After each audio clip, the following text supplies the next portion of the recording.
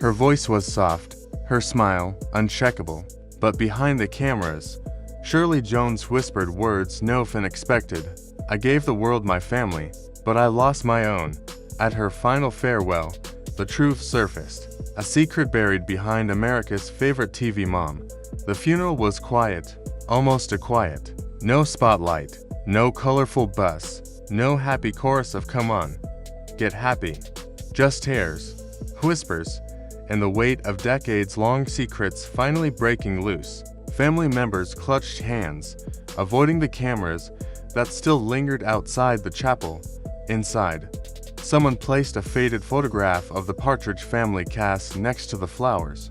For a moment, it felt like the world had returned to the 1970s when Shirley Jones was America's smiling mother, when harmony felt possible. But harmony had never truly existed, not behind the curtains. The show gave us joy. It gave us a perfect mother. But for Shirley, it demanded a sacrifice few ever understood. The applause was real, but so was the exhaustion. The love on screen glowed, but the pain at home never left. And now, in whispers, family and friends admitted what had always been hidden. Shirley had carried a burden, a double life that blurred reality and fiction. One life belonged to the world, the other, she fought to keep alive for herself. Before the Partridge Family, Shirley was Hollywood royalty, an Oscar winner for Elmer Gantry, the radiant ingenue of Oklahoma, and Carousel, a voice built for Broadway, a face destined for film. But fate had other plans. In 1970, the world wanted something different. A widowed mother, 5 children, a painted bus, and Shirley agreed, not for fame, but for survival. The role meant she could stay close to her 3 sons, balancing motherhood with career. It seemed harmless until it consumed everything. As the show soared, Shirley's artistry shrank. She became trapped in the image of Mrs. Partridge. The serious roles vanished. Casting directors forgot her Oscar, her voice, her depth. To America, she was no longer Shirley Jones. She was just mom. Behind closed doors, her real marriage crumbled. Her husband, Jack Cassidy, was brilliant, but unfaithful and volatile. Their love twisted into heartbreak. At work, she smiled through exhaustion. At home, she braved arguments and loneliness. And then there was David Cassidy, her stepson, the boy who became the world's idol overnight. She loved him. She feared for him. She saw in him her own reflection trapped in fame's golden cage, unable to break free. And she knew, painfully, there was little she could do. Family was both her salvation and her torment. On screen, Shirley held her children together with patience and music. Off screen, her real children sometimes wondered if they still had their mother. She gave so much to America, one son later admitted. Sometimes we felt there wasn't enough left for us. Her bond with David Cassidy was complicated and heartbreaking. To the world, they were the perfect mother-son duo. To Shirley, he was a boy she had watched grow into a man too quickly. Fame devoured him. Girls fainted at concerts. Cameras chased him down streets. And at night, he confessed to Shirley that he felt hollow, more product than person. She listened. She comforted. She prayed he would endure. But deep down, she feared what he already knew. Teen idols burn bright, but they burn fast. Shirley once said, "I loved him like my own, and it broke me to watch the world take him from himself." Her marriages mirrored the same chaos. With Jack Cassidy, love was fire and destruction. With Maudie Ingalls, it was laughter mixed with storms. Yet through it all, Shirley kept her family, both real and fictional, glued together. She was the mother everyone leaned on. But who, in the end, was there for her? In her final public appearances, Shirley's smile still shined. But her eyes, they told another story. In interviews, she hinted at the cost of being America's mom.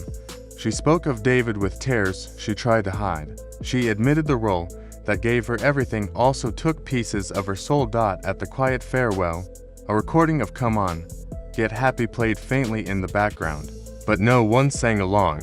Family members stared at the coffin, knowing the song meant something very different now. One friend whispered that Shirley's last words to her were simple, "I hope they understand. I hope they forgive me." It was not about scandal. It was not about secrets. It was about the impossible balance she had lived between art and duty, fame and family, truth and illusion. Her final goodbye was not loud or glamorous. It was soft, honest, human, and that, in the end, made it unforgettable. Shirley Jones will never just be remembered as Mrs. Partridge. She will be remembered as a woman who gave more than anyone realized, an actress who sacrificed career for family, a mother who carried the weight of two worlds, a star who turned pain into song. Her story is a mirror for all of us. Behind every perfect smile, there are sacrifices unseen. Behind every public image, a private cost. David Cassidy once said, "Shirley was the one who held us together, even when I was falling apart." That is her legacy, not just television history, but the quiet, enduring strength of a woman who loved when it was hardest. Today, when fans watch reruns of the Partridge Family, they smile, they sing along, they feel safe again, and maybe, just maybe, they finally see the truth Shirley left behind. That joy is precious, but it is never free. Her story is a reminder to cherish those who love us silently, to honor those who sacrifice without applause, and to remember that behind even the brightest lights, there is always a shadow. Shirley Jones will forever be remembered as the gentle, smiling mother who kept the Partridge family together. But her real legacy is far more complex. It is not just the painted bus, the cheerful songs, or the endless fan mail that defined her. It is the quiet resilience of a woman who carried burdens no one saw, who gave joy to millions while silently sacrificing her own dreams. When the cameras stopped rolling, Shirley was left with a haunting question: was it worth it? For years, she wrestled with that answer. On one side was the truth she had lost roles, lost opportunities, and sometimes even lost herself. On the other side was the reality millions of children across America had found comfort in her smile, hope in her songs, and inspiration in the family she represented. That tension became the defining story of her life, a story of both regret and redemption. Shirley often said she never expected the Partridge Family to last. She thought it might survive a season or two. Instead, it became an unstoppable cultural machine. The show's theme song became an anthem, lunchboxes and posters sold by the millions, and her face, week after week, entered homes across America. But to Shirley, that success came with a paradox. The world loved her most for the role that defined her least. She was a classically trained singer, an Academy Award winner, a woman who could carry Rodgers and Hammerstein musicals with power. Yet, what the public clung to was the image of a smiling widow strumming a tambourine. She would later admit that the role both saved her and trapped her. It gave her stability, but it also erased the complexity of her career. She had become a symbol, not an artist. That contradiction followed her for decades, and it is in that contradiction that her legacy truly lives, because it speaks to the universal struggle of choosing between duty and desire, between what the world asks of us and what we ask of ourselves. If Shirley carried contradictions, then none was greater than her relationship with David Cassidy. On screen, their mother-son chemistry was flawless. Off-screen, it was complicated, tender, and sometimes heartbreaking. David was her stepson, the child of her husband Jack Cassidy from a previous marriage. When Shirley married into the family, David was still a boy. By the time the Partridge Family exploded, he was a man drowning in fame. Shirley loved him deeply. She said she loved him as her own, but she also feared for him. David confided in her more than anyone else. He told her about the exhaustion, the pressure, the endless concerts that left him feeling like a machine. He told her about the loneliness of being idolized but not understood, and Shirley saw it all with a mother's eyes. She wanted to protect him, but she couldn't. She wanted to stop the tidal wave of teen idol mania, but it was bigger than both of them. Later in life, after David's struggles with addiction and his heartbreaking decline, Shirley admitted she carried guilt. She wondered if she could have done more. She wondered if she had failed him. But David himself would later say that Shirley was the one constant, his anchor, when everything else spun out of control. That bond, fragile, loving, imperfect, became the emotional heart of her story. and it remains one of the most powerful parts of her legacy.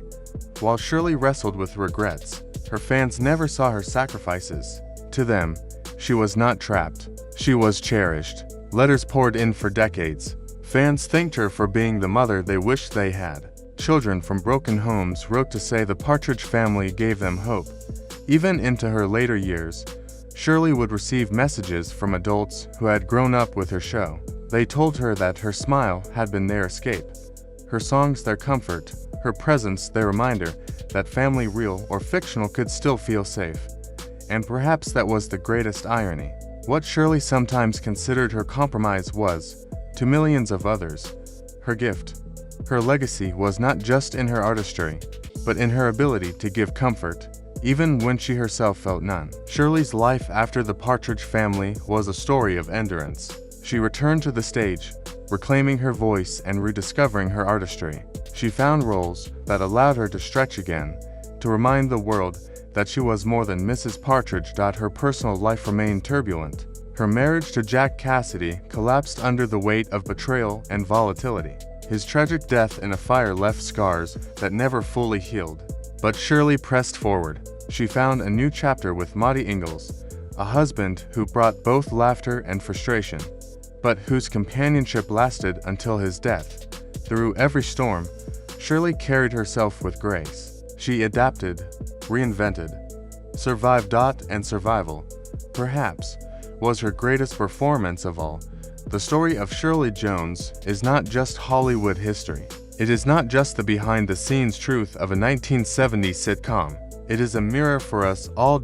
How many of us give the best of ourselves to others while quietly sacrificing our own dreams? How many of us wear smiles while hiding exhaustion? How many of us live to lives the one the world sees, and the one we carry inside? Shirley's life teaches us that appearances are never the full story, that every smile may carry a shadow, that sacrifice often hides behind applause, and yet it also teaches us that those sacrifices can mean everything to someone else, that the love we give, even when it costs us, can become the very thing that saves another.